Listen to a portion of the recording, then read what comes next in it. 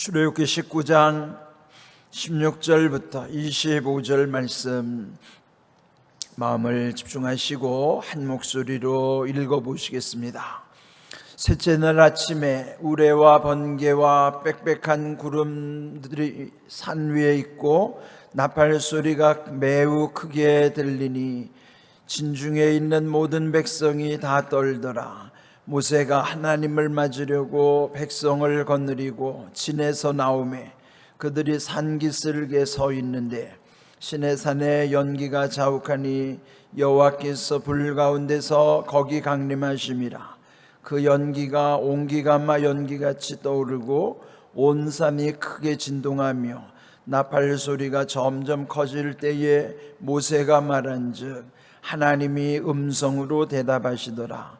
여호와께서 시내산 곧 그 산 꼭대기에 강림하시고 모세를 그리로 부르시니 모세가 올라가매 여호와께서 모세에게 이르시되 내려가서 백성을 경고하라. 백성이 밀고 들어와 나 여호와에게로 와서 보려고 하다가 많이 죽을까 하노라. 또 여호와에게 가까이 하는 제사장들에게 그 몸을 성결히 하게 하라. 나 여호와가 그들을 칠까 하노라. 모세가 여호와께 아뢰되 주께서 우리에게 명령하여 이르시기를 산 위에 경계를 세워 산을 거룩하게 하라 하셨사온즉 백성이 시내산에 오르지 못하리이다. 여호와께서 그에게 이르시되 가라. 너는 내려가서 아론과 함께 올라오고 제사장들과 백성에게는 경계를 넘어 나 여호와에게로 올라오지 못하게 하라. 내가 그들을 칠까 하노라. 모세가 백성에게 내려가서 그들에게 알리니라. 아멘. 이제 출애굽기 19장 이 끝부분에 이르렀습니다. 여기 이제 19장은 모세를 그 시내산으로 부르시는 하나님, 그런데 이제 그 시내산에서 모세와 대면하시는 하나님은 백성들에게 어떻게 할 것을 또 지시하기도 하시죠. 명령하시는 하나님의 말씀을 받아서 시내산 아래로 내려왔다가 또 백성들의 뜻을 담아 또 올라가기도 하고, 그렇게 해서 이제 오르락 내리락 하는 과정이 19장 가운데 이제 여러분이 이제 볼 수 있을 거예요. 자, 오늘 읽은 16절 보시면은 마침내 셋째 날이 되었어요. 이 앞에서 언급한 바와 같이 오늘과 내일이라고 하는 이 두 날, 오늘과 내일 이 이틀은 성결함으로 준비하는 날이라 했죠. 그래서 이 앞에서도 우리가 보았던 것처럼 그 백성들이 옷을 빨게 하는 거예요. 옷을 빤다고 하는 것은 그들이 옷을 빤과 동시에 그 마음을 성결하게 하는, 그리고 준비하는 과정인 것이죠. 그리고 마침내 16절 말씀처럼 셋째 날은 하나님의 임재하심을 기다리게 하시는 거예요. 여러분, 하나님의 임재는 준비와 기다림, 그리고 그 가운데 하나님이 함께 하신다는 것을 기억해야 되는 것입니다. 그리스도인의 삶은 그 가운데서 하나님이 그 백성에게 명하신 것처럼 성결하게 하라. 이제 오늘 본문에도 보면 특별히 제사장들은 그 몸을 성결히 하게 하라. 이미 백성들을 통해서는 그 옷을 빨면서 성결로 준비하게 하셨고, 또 하나님께 가까이 하는 제사장들에게는 각별히 성결하도록 또 한 번 강조하시는 말씀이에요. 이렇게 우리 그리스도인의 정체성, 그리스도인은 어떻게 살아야 되는 것인가, 그러니까 그리스도인의 그 삶 자체는 오늘 말씀처럼 성결한 삶이라고 하는 것이죠. 이제 그것을 성결, 어제 말씀드린 것처럼 이 말 속에는 거룩함과 깨끗함, 그러니까 성이라는 한문이 거룩함이란 뜻이고 결은 깨끗하다는 뜻이잖아요. 그러므로 하나님의 거룩하심에 참여하는 우리는 깨끗함으로 나와야 되는 것입니다. 그 말씀을 이 앞에서도 강조하셨지만은 오늘 이 말씀 속에서 마침내 하나님의 임재 가운데서 이 모든 장엄한 모습, 우리 하나님께 나올 때 우리의 마음가짐, 몸가짐, 그것이 곧 성결이라 하는 것이죠. 하나님이 어떻게 임재하시는가? 오늘 이 말씀은 여러분의 상상력이 필요합니다. 한번 머릿속으로 그려보십시오. 16절 셋째 날 우레와 번개와 빽빽한 구름이 산 위에 있고, 지금 이 시내산 위에 우레소리, 번개소리, 그리고 빽빽한 구름 가운데 또 나팔 소리가 매우 크게 들렸다. 그때 백성들의 반응은 모든 백성이 다 떨었다는 거예요. 두려운 것이죠. 죄인이 거룩하신 하나님을 만나면 가장 먼저 나타나는 반응이에요. 두려움이에요. 떨리는 것이죠. 그리고 17절 모세가 하나님을 맞으려고 백성을 거느리고 진에서 나오매 그들이 산길설에 섰는데 시내산에 연기가 자욱하니, 지금 여기 우레와 번개, 빽빽한 구름, 거기에다가 연기까지 자욱한 것이죠. 얼마나 신비한 광경입니까? 그러나 그들이 두려움 가운데 지금 그 시내산에서 임재하시는 하나님을 지켜보는 거예요. 멀찍이서 지켜보는 것이죠. 여호와께서 그 불 가운데 강림하셨다. 강림이 이제 내려오시는 거예요.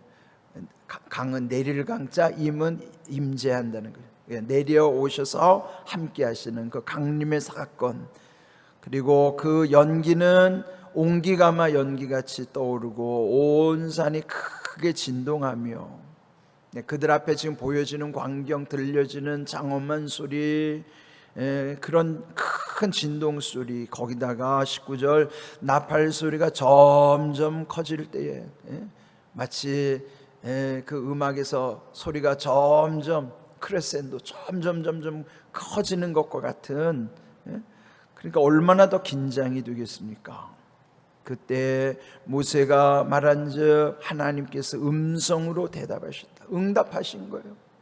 하나님 마침내 강림하셔서 모세를 통해서도 또 멀찍이서 그 백성들과 만나 주시면서 그 말씀 가운데 이제 모세와 대화하는 장면도 나온 것이죠. 20절 여호와께서 시내산 곧 그 산 꼭대기에 강림하시고 모세를 그리로 부르시니 모세가 올라가매, 하나님이 부르시니 하나님이 부르시는 그 산 꼭대기로 올라가시는 거예요. 여러분, 이게 지금 이 옛적에 하나님이 계시한 사건이시지만은 기독교는요 타종교와 다른 게 뭐냐면 이와 같은 계시적 사건이에요. 어떤 타종교라고 하는 것은 자기들이 어떤 신을 찾아 나서는 것이지만은 하나님이 모세를 부르시고 하나님이 강림하셔서 우리에게 나타내 주신 것처럼 우리가 섬기는 하나님은 우리에게 찾아오신 하나님이에요.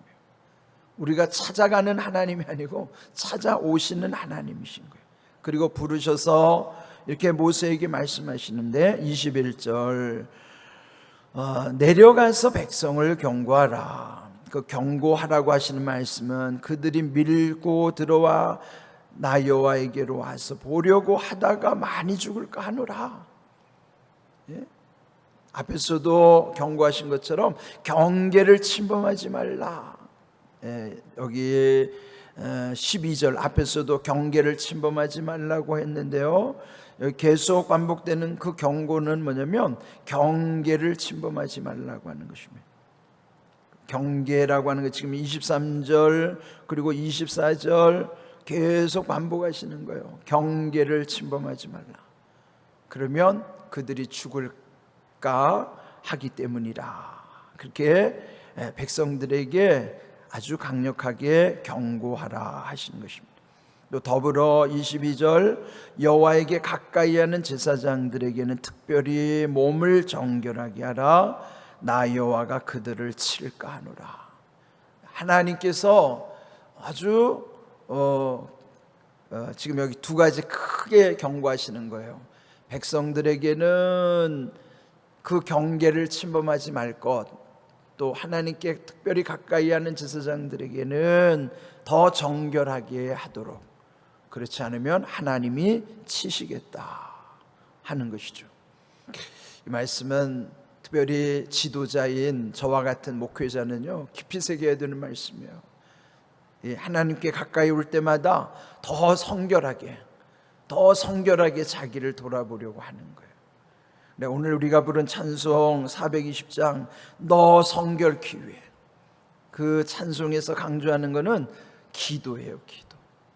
너 성결케 위해 늘 기도하라. 기도한다고 하는 것이 하나님께 더 집중하면서 그 기도 속에서 또 회개의 영으로, 또 하나님께 더 가까이 가고자 하는 온전한 믿음으로, 성결함으로 하나님께 가까이 나오게 하시는 것입니다. 자, 23절 모세가 여호와께 아뢰되 주께서 우리에게 명령하여 이르시기를 산주의 경계를 세워 산을 거룩하게 하라 하셨사온즉 백성이 시내 산에 오르지 못하리이다. 또 24절 여호와께서 그에게 이르시되 가라 너는 내려가서 아론과 함께 올라오고 제사장들과 백성에게는 경계를 넘어 나 여호와에게로 올라오지 못하게 하라. 계속 반복하시는 말씀, 경계를 침범하지 말라 하는 것이죠. 이 말씀은요 구약에서 하나님 아주 철저하게 아주 엄히 경고하시는 말씀이잖아요. 그러면 이제 오늘 우리에게서는 어떨까요? 여러분, 이 하나님께서 완전히 우리를 달리 대하시는 사건은요 그 분기점, 전환점은 십자가 사건이에요. 예수님 십자가에서 돌아가실 때 첫 번째 나타났던 사건이 뭔지 아시죠? 예수님이 죽으시자 말자 일어났던 계시적 사건 아시죠? 지성소에, 이 하나님 앞에 이 지성소에 아무나 못 들어왔잖아요. 여기에는 휘장이 쳐져 있었어요. 그러니까 지금 여기 앞에 앉아있는 성소와 이 지성소를 구분하는 이 경계, 이것은 침범하지 말라고 하는, 경계를 침범하지 말라고 하는 신의 산에서의 하나님의 모습 그대로였잖아요. 그런데 예수님이 십자가에서 죽으실 때 그 휘장이 위로부터 아래로 쫙 찢어진 거예요. 그는 뭘까요? 하나님이 경계를 스스로 다 거두신 거예요. 예전에는 가까이 오지 못하게 하고 가까이 오면 죽는다고 그랬는데 이제는 예수님이 죽으심으로 휘장을 찢으시고 누구든지 오라는 거예요. 가까이 오라는 거예요. 그래서 지금도 예수님 때문에 죽지 않는 거예요.